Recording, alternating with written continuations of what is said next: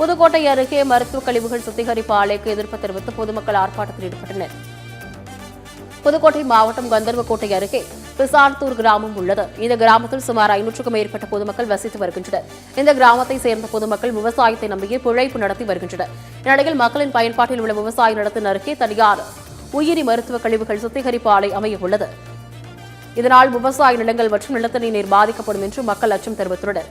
இந்நிலையில் இந்த தனியார் உயிரி மருத்துவ கழிவு சுத்திகரிப்பு ஆலையை தடுத்து நிறுத்த கோரி அப்பகுதியைச் சேர்ந்த பொதுமக்கள் 500க்கும் மேற்பட்டோர் ஆர்ப்பாட்டத்தில் ஈடுபட்டனர்.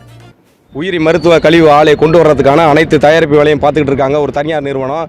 அந்த நிறுவனத்தை கண்டித்து இந்த உயிரி மருத்துவ கழிவு ஆலை இந்த பகுதிக்கு வந்தால் இங்கே இருக்கக்கூடிய உயிரினங்களுக்கும் பாதிப்பு, மனிதர்களுக்கு பல்வேறு வியாதிகள் வருவதாக அவங்க கொடுத்துருக்கக்கூடிய சுற்றறிக்கையிலே சொல்கிறாங்க.